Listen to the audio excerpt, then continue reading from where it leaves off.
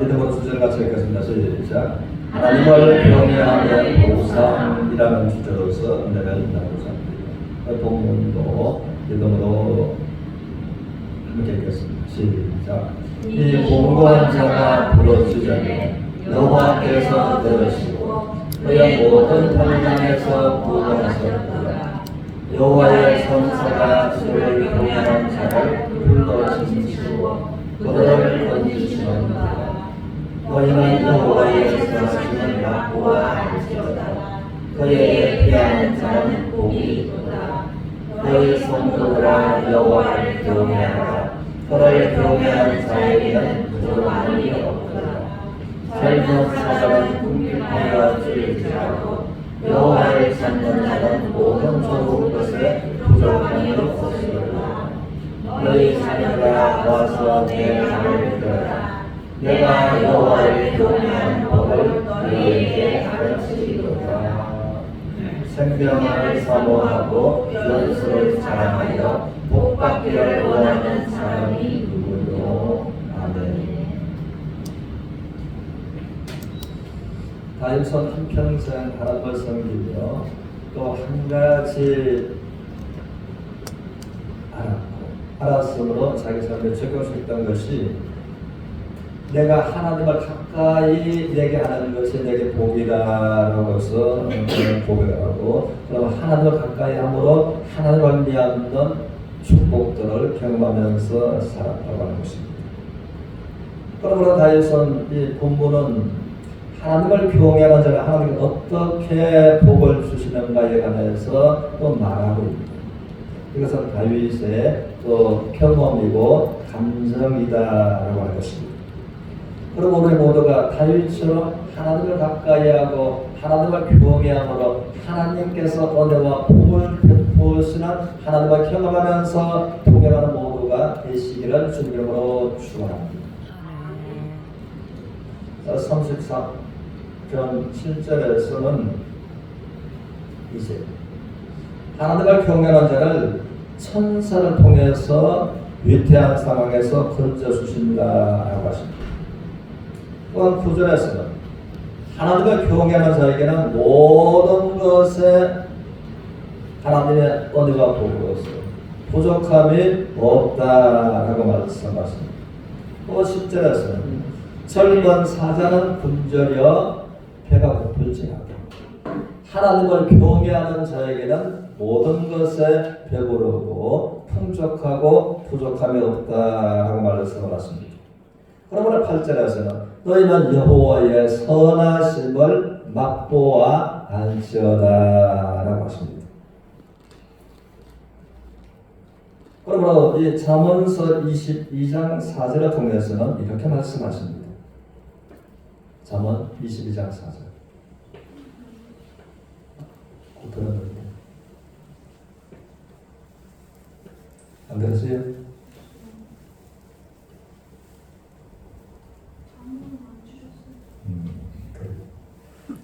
잠언 22장 4절은 하나님을 경외함의 보상은 재물과 생명과 영광이다라고 하십니다.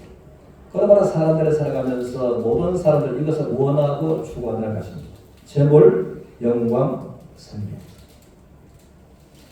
그런데 이것이 누구에게 주어지는가 하면 하나님을 경외함의 보상이 재물과 영광과 생명으로 하나님께서 주신다라고 하신 겁니다. 우리 본문의 9절 10절을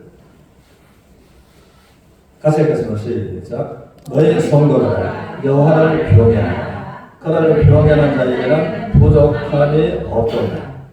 젊은 사자는 궁핍하여 줄일지라도 여호와를 찾는 자는 모든 좋은 것에 부족함이 없으리로다. 그러면 하나님께서 숲속의 왕은 호랑입니다. 또 넓은 들판의 왕은 사자입니다. 이 젊은 사자가 굶주린다는 것은 상상할 수 없는 것입니다. 그러므로 사자는 또 내가 배가 고플까 먹을 것이 없을까 해서 염려 고민하지 않는다는 것입니다.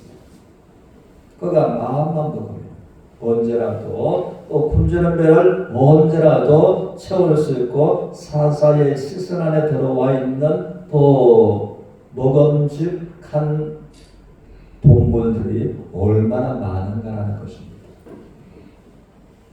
그리고 모든 것들은 또 작고 크고 간에 어떤 코뿔 속으로 보면 사자보다도 이 몸집이 몇 배나 크지만은 그것이 사자 밖으로서 넘어진다는 것입니다. 그러면 젊은 사자가 굶주린다고 하는 것은 상상할 수 없는 것입니다. 또 상식으로서는 젊은 사자가 배가 고플 수가 없다는 것입니다. 그러나 그럴지라도 젊은 사자는 배가 고파서 굶주린다 할지라도 하나님을 경외하는 자에게는 모든 것에 부족함이 없고 하나님을 찾는 자는 모든 좋은 것에 부족함이 없도록 하나님께서 축복하신다라고 말씀을 하십니다.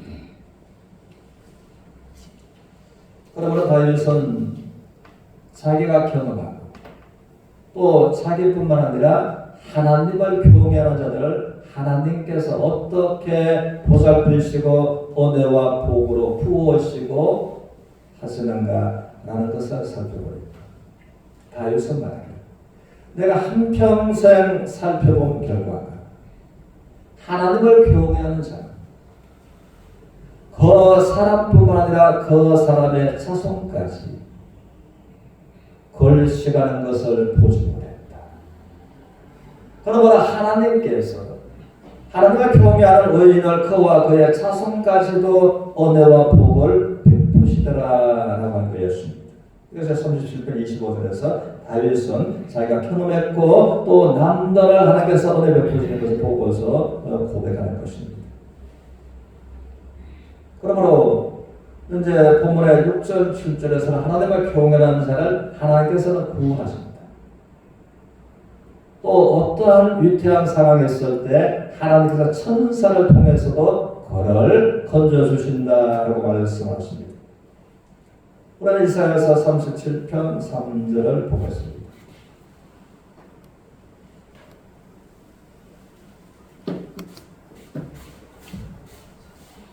37편 3절.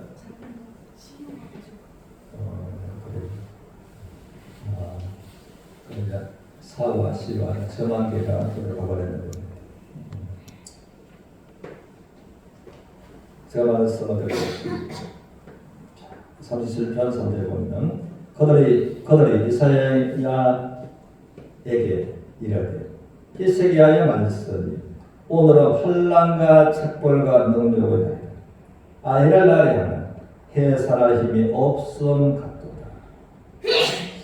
그러므로 왕이 국가적인 큰 위기가 왔습니다.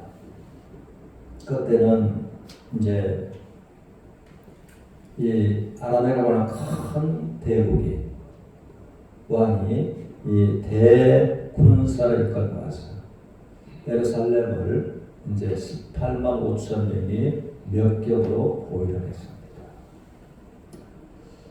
그러다 보니까 도저히 이길 수 있는 구원의 여망은 사람의 생각으로는 0.몇 %도 없는 것입니다.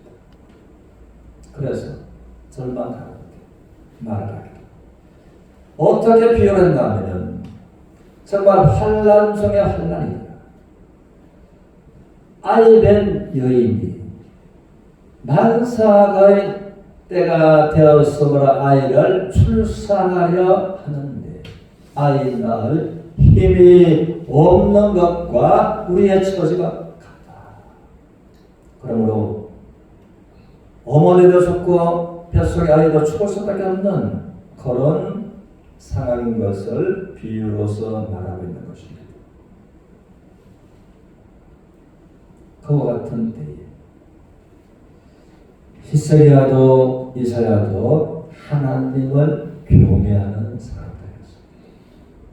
그러나 성경은 히스기야처럼 유월절 예배를 드린 자가 없었더라라고서 이제 말씀을 하는 것을 볼 때 히스기야는 참으로 예배 중심이었었고 하나님을 경외하는 사람이었습니다.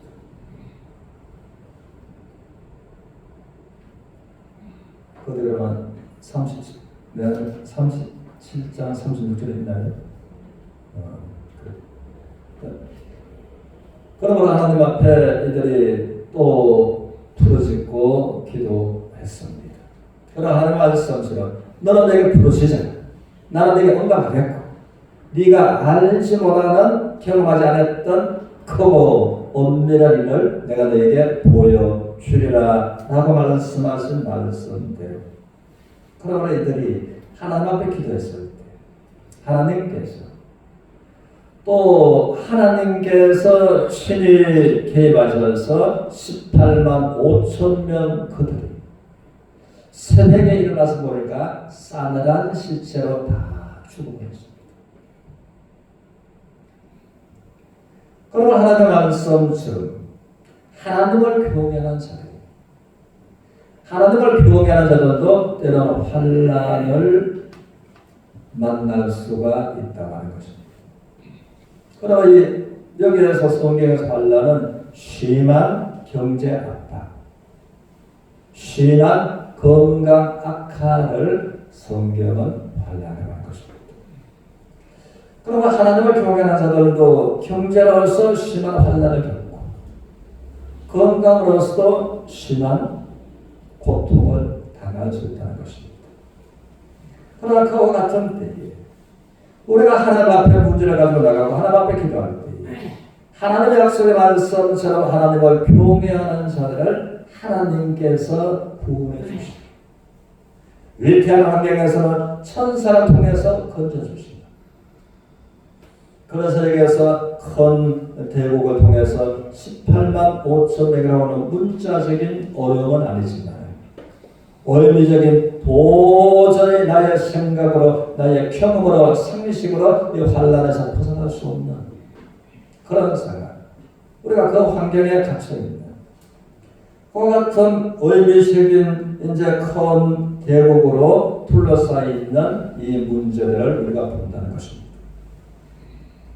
그럴 때에 우리 모두가 하나님을 경외하는 자들을 하나님께서는 구원해 주시고 참으로 위태한 상황에서는 천사를 보내서 건져주시는 그 하나님을 경험하면서 나아가는 모두가 되시기를 주의 이름으로 축원합니다. 그러면 하나님께서 또한 천사를 통해서 구원하신다고 하셨는데 우리 사도행전 12장 5절 6절을 보겠습니다. 같이 읽겠습니다. 시작. 이에 베드로는 옥에 갇혔고 교회는 그를 위하여 간절히 하나님께 기도하니 헤롯이 잡아내려고 하는 그 전날밤에 베드로가 두 거린통에서 두 쇠사슬에 매여 누워 자는데 파수꾼들이 문 밖에서 옥을 지키더니 이에 상황을 보면은 그럽니다. 헤롯이 빌립을 칼로 못 베어 죽이니까 유대인들이 참 좋아해서 인기가 올라갔습니다. 그러므로 헤롯 왕이 이것을 보면서 또 인기 절정을 생각하면서 가장 유명했던 인기 있었던 베드로 사도를 이제 강제로 잡아서 포박해서 깊은 감옥에 가두었습니다. 그리고 손과 발을 쇠사슬로 묶었습니다. 또 파수꾼들이 문 밖에서 든든하게 또 보초하고 있었습니다. 그리고 날이 새면 베드로를 이끌어내서 동일하게 목을 치는 이 일을 회의하고 있었다는 것입니다. 그러나 사람의 생각으로 사람의 능력으로 도저히 죽음의 환경에서 벗어날 수 없는 것이 베드로였다는 것입니다. 그런데 베드로는 다윗처럼 하나님을 경외하는 사람이었습니다. 그러나 하나님께서 다윗을 통해서 하나님을 경외하는 너를 내가 환난에서 내가 구원해 주라. 위태한 죽음의 환경에서는 내가 천사를 보내서 너를 건져주겠다라고 말씀하셨고 그것을 경험하면서 살았던 것이 다윗이었습니다.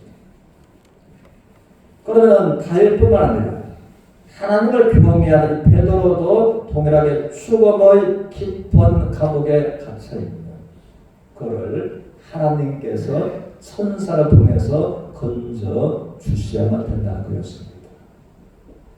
또 베드로뿐만 아니라 하나님을 경외하면서 나갈 때에 경외하는 우리들을 환난에서 구원해 주시고 위태한 상황에서는 천사를 통해서도 건져 주시하지만이 하나님의 공의에 손삭이 안 간다고 하는 것입니다.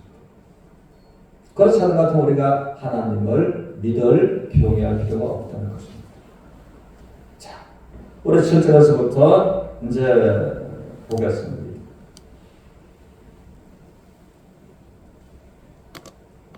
네, 7절 거기 같이 계속 시작. 보름이 주의 사자가 나타나네 옥중에 광차가 빛나며 또 베드로의 옆구리를 쳐 깨워 이르되 급히 일어나라 하니 쇠사슬이 그 손에서 벗어지더라. 천사가 이르되 띠를 띠고 신을 신으라 하거늘 베드로가 그대로 하니 천사가 또 이르되 겉옷을 입고 따라오라 하니 베드로가 나와서 따라가니세 천사가 하는 것이 생신인 줄 알지 못하고 환상을 보는가 하니라.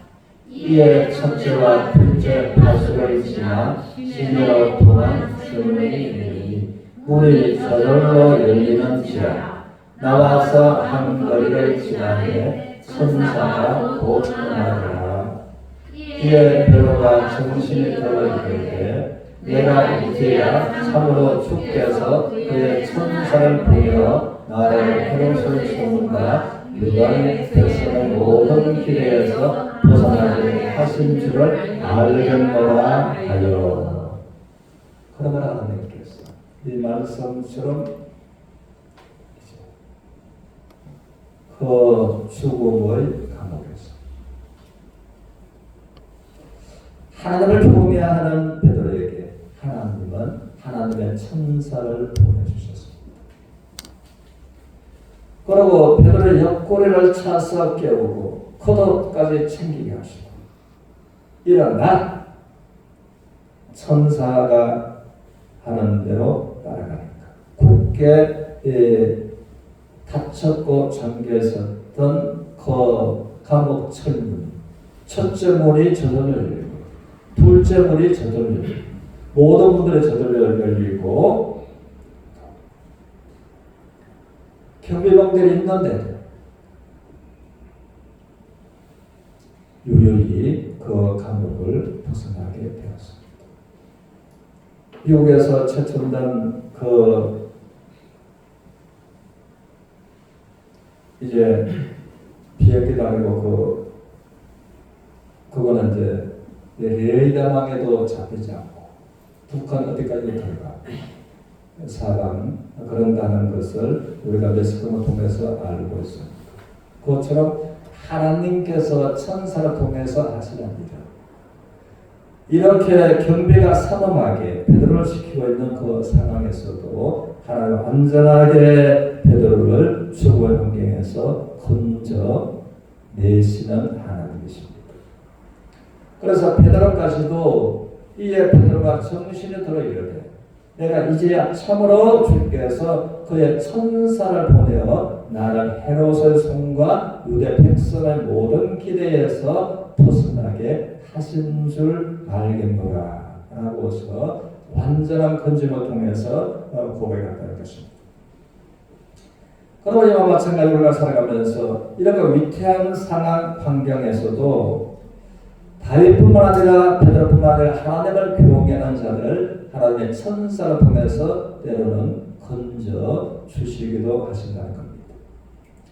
저는 지금도 잊을 수 없는 한 사건은 제가 부산에 있을 때 그때의 50 정부 삼청교육대 밤에 끌려가는 새벽에 붙잡아가면 생사력을 알 수 없는 그런 때가 있었습니다.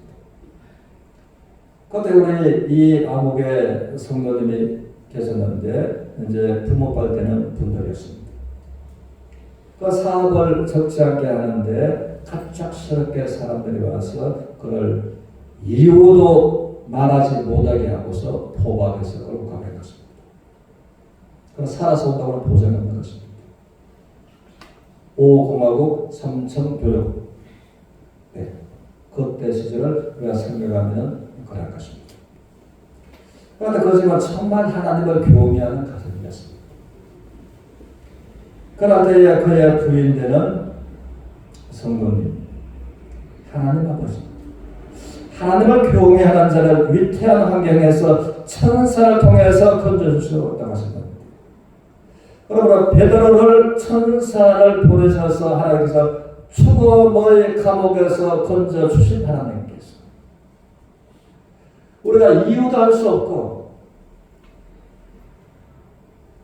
한데 우리 영감이 사람들한테 끌려갔습니다.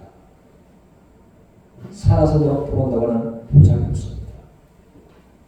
그러나 하나님의 교명한 자를 천사 통해서 건져주신 것은 베드로처럼 우리 영감을 건져주십시오. 하나님은 살아계십니다. 하나님은 살아계십니다. 하나님의 약속을 하나님께서 지켜주십시오. 그래야지만 하나님의 거룩한 이름에 손상이 안 가지 않습니까? 그러면서 이제 그 시간부터 영감님의 뒷모습이 사라지는 그 시간부터 계속해서 이제 기도했던 것입니다. 기도했는데 놀랍게 통일의 역사하신 그 하나님께서 해가 질 그 무렵에 그 남편이 집으로 돌아왔던 것입니다. 그와 마찬가지로 하나님은 우리 모두를 다윗처럼 베드로처럼 하나님의 이 시간에 이 시대에서도 교묘한 자들을 환난에서 구원해 주시고 위태한 환경에서 건져주시는 하나님을 말씀하고 그 하나님을 경험하기를 하나님은 원하신다는 것입니다. 그러나 중요한 것은 어떻게 하는 것이 하나님을 교묘한 것인가 라고 하는 것입니다. 우리 본문 11절 보겠습니다. 어떻게 하는 것이 하나님을 교묘한 것입니까? 11절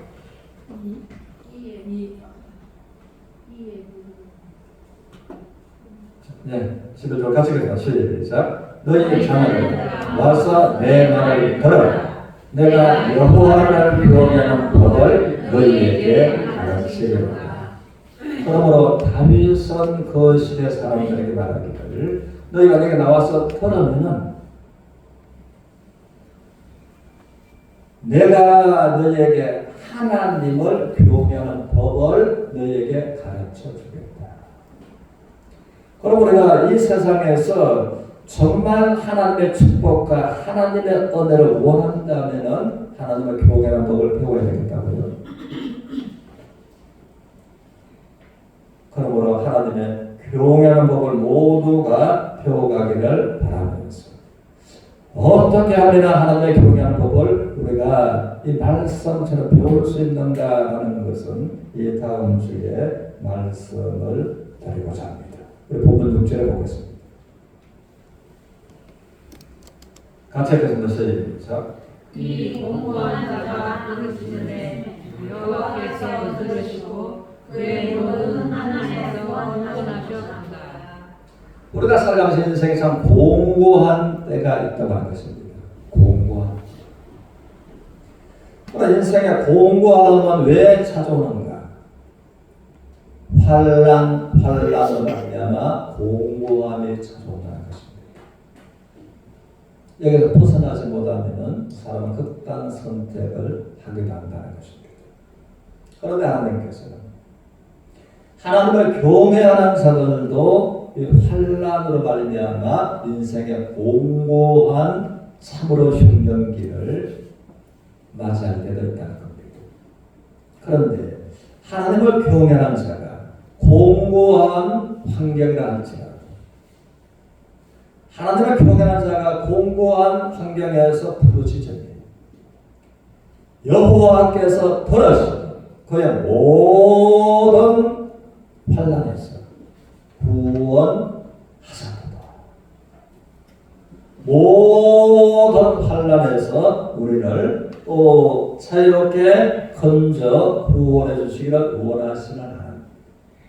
다시 한번 여기서 환난은 심한 경제 압박을 말하는 것입니다. 또 심한 건강 악화를 말하는 것입니다. 내가 도저히 벗어날 수 없는 환경, 그 환난, 그 공간 가운데 하나님을 경외하는 자가 부르짖었을 때 하나님께서 들으시고 응답하시고 그 모든 환난에서 구원해 주시는 그 하나님을 우리가 하나님을 경외함으로 하나님의 은혜와 하나님의 축복과 섭리로 나아가는 서로가 되시기를 주의 이름으로 축원합니다. 찬송가 51장